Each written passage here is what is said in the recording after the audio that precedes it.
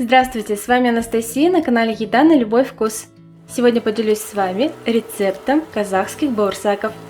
Это самый удачный рецепт из всех, которые я когда-либо пробовала.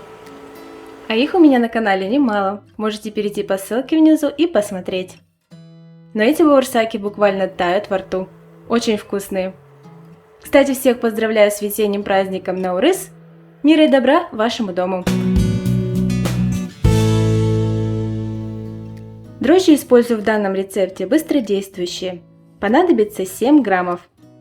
Если обычные сухие, то 5 будет достаточно. Ну а свежих понадобится в 3 раза больше. Высыпаем их в теплое молоко 36-38 градусов. Размешиваем.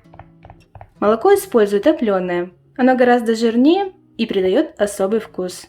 Конечно, если его нет под рукой, не обязательно бежать в магазин. Используйте обычное жирное, либо сметану размешайте с водой. Даем крупинкам буквально 2-3 минуты, чтобы они растворились. Отдельно в миску добавляем 2 желтка. Сюда же добавляем по вкусу сахар и соль.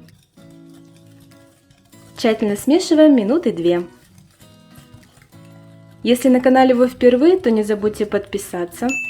Также проверьте, нажат ли колокольчик, чтобы самыми первыми смотреть новые видео. Проверили? Давайте готовить дальше. Крупинки уже успели раствориться. Выливаем молоко с дрожжами в миску с желтками, сахаром и солью.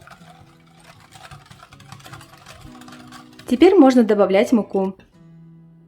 Кстати, просеиваю я ее не для того, чтобы обогатить кислородом, а для того, чтобы избежать попадания мусора, так как и такое бывает. Именно желтки сделают тесто очень нежным. Оно и правда будет таять во рту.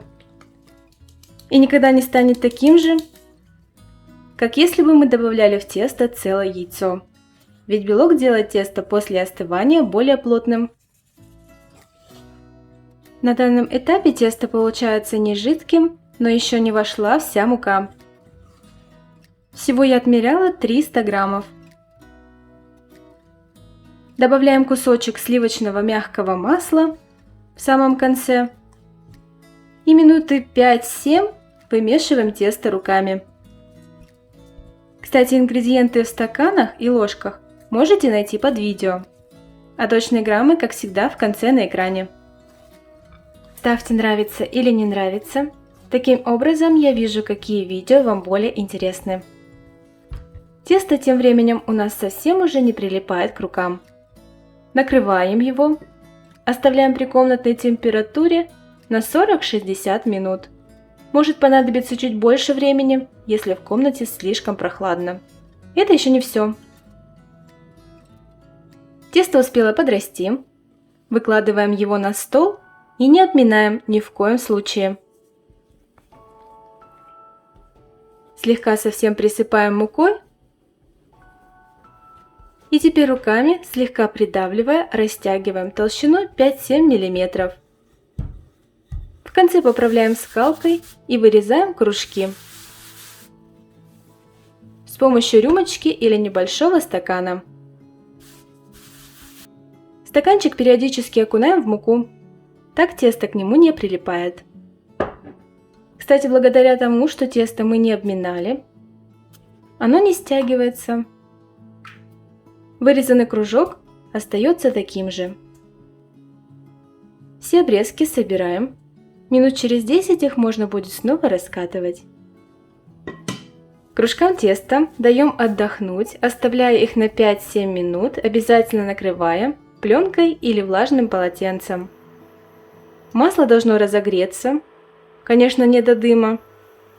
Проверяем кусочком теста. Температура масла 160-180 градусов. Быстро опускаем кусочки теста и также быстро переворачиваем. Обжариваем. Кто любит посветлее, кто потемнее, это уже на ваш вкус.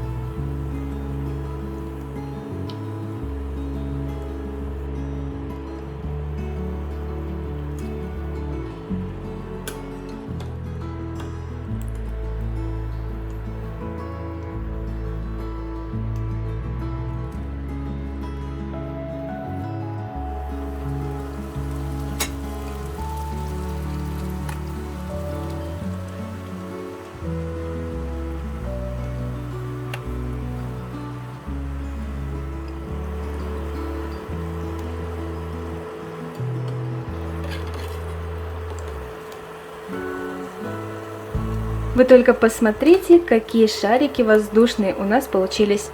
Таких нежных вы точно еще не ели. Они тают во рту. Какие рецепты вам еще интересны? Напишите, может, постные, выпечка, первые, вторые блюда. В общем, пишите, будем готовить вместе. Ну на этом сегодня все, пока!